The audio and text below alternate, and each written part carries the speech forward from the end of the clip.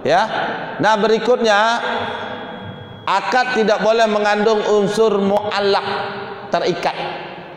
Double akad. Akadnya double ganda. Itu tidak boleh. Apa contohnya? Lesing. Lesing itu mu'allaq. Lesing itu double. Nabi mengatakan dalam sabdanya, nah Rasulullah sallallahu alaihi wasallam. Rasul sallallahu alaihi wasallam melarang an bai'ani fi bai'ah wa an safqataini fi safqah. Dua jual beli dalam satu jual beli. Dua akad dalam satu transaksi. Itu tidak boleh. Saya jual air nih ke kamu, tapi kamu jual berasmu ke saya. Saya jual laptop nih ke kamu, tapi kamu jual handphonemu ke saya. Terjadi kesepakatan, itu namanya an bai'ani fi bai'ah. Dua jual beli dalam satu jual beli. Ini dilarang. Itu namanya mu'allaq, bersyarat. Atau an safqataini fi safqah, dua akad satu transaksi. Ini tidak boleh juga. Apa contohnya? Lesing. Lesing itu dua akad satu transaksi. Transaksinya jual beli, lesing, akadnya dua. Apa akadnya dua? Lesing itu kan sewa beli. Kalau bahasa kitanya sewa beli, Pak. Kapan dianggap nyewa? Kalau macet bayar cicilan atau selama nyicil. Kapan dianggap beli? Kalau kita sudah lunas. Berarti dua akad satu transaksi. Transaksinya lesing, akadnya dua. Akad jual beli itu dia jual beli. Kalau lesing sewa beli, berarti double akadnya.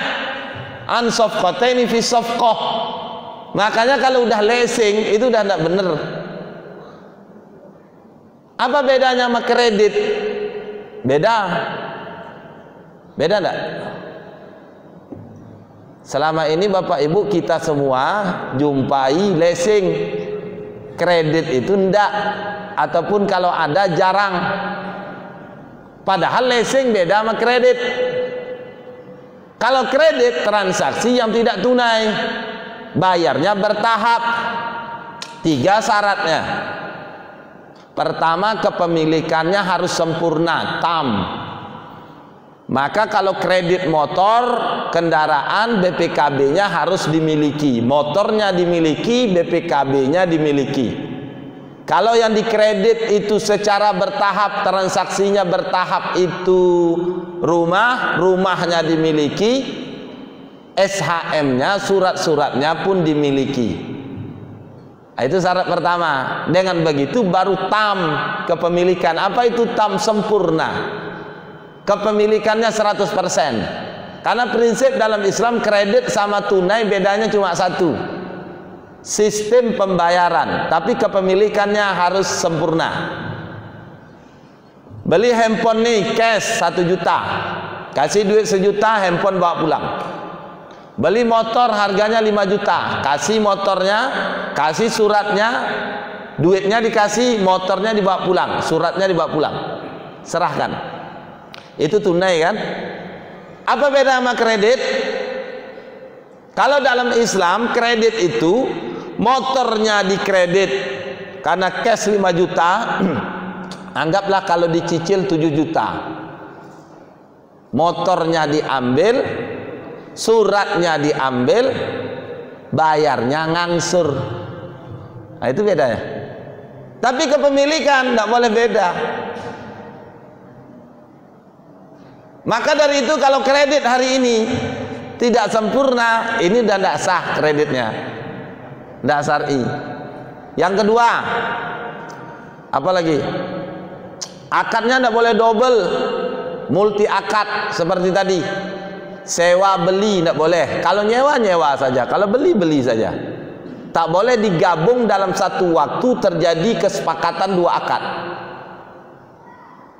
Nah, kapan dianggap nyewa? Selama nyicil, ngangsur, kamu dianggap nyewa. Maka tidak heran kalau cicilan 3 tahun, 2 tahun lancar, tahun ketiga macet, diambil, disita. Kok disita? Kan saya udah bayar 2 tahun. Emangnya 2 tahun itu dianggap apa? Dianggap nyewa. Kapan baru dianggap beli? Kalau cicilannya lunas. 3 tahun lunas. Maka motornya sudah kita ambil, surat-suratnya dikasih. Kenapa? Baru kita disebut memiliki. Ini tidak boleh multi akad. Kalau dalam kredit terjadi syarat yang kedua ini, maka kreditnya tidak syar'i.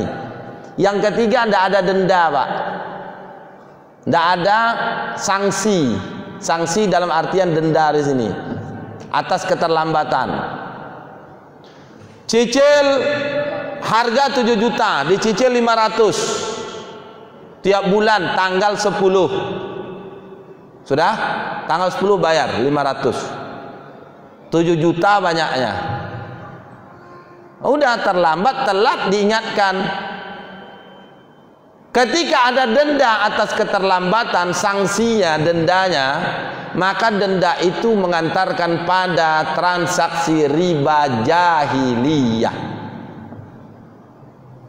Tapi Ustadz, denda itu kan tak diambil, disalurkan ke rumah zakat, tapi tetap mensyaratkan denda. Itu juga riba jahiliyah. Tapi kan dulu boleh kan Ustaz ada sanksi hukuman atas orang yang sengaja tak bayar utang? Ada, tapi dilihat dulu dia tak bisa bayar karena apa? Karena lagi sedang ada musibah Covid, aktivitas dikurangi, pendapatan berkurang, atau yang sekarang ini PPKM, harusnya usahanya, warungnya buka, ditutup. Ini menjadi faktor pertimbangan, tak bolehnya dikasih hukuman. Kalaupun dia orang ini sengaja dia berhutang tak mau bayar hutangnya, hukuman itu tak boleh berupa denda. Hukuman boleh berupa hukuman fisik. Itu makanya dulu di zaman Nabi ada orang yang berhutang tapi tak mau lunasi hutangnya, dihukum dengan dimasukkan ke penjara sampai dia mau melunasi hutangnya. Pernah juga kejadian orang dulu, tapi terakhir ditegur oleh Sayyidina Umar bin Khattab. Ketika Umar melintasi wilayah Syam, ada sekumpulan orang yang sedang menghukum orang yang tak mau bayar hutang. Apa hukuman dikasih ketika itu?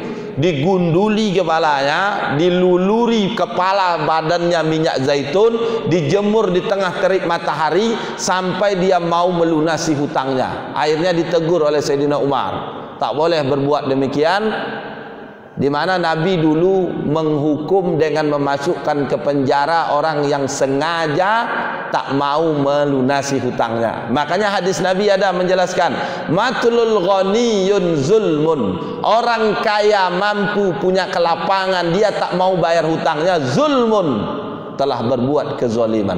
Maka dari itu dikasih sanksi. Sanksinya berupa hukuman fisik, namanya takzir.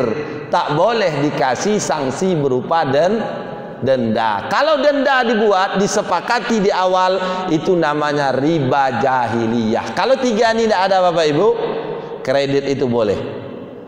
Kalau tak ada, kreditnya tak syar'i. Kalau ada multi akad, itulah yang dilarang dalam akad-akad di dalam Islam. Tidak boleh terjadi akad itu mu'allaq, terikat, double akad, multi akad dalam satu transaksi.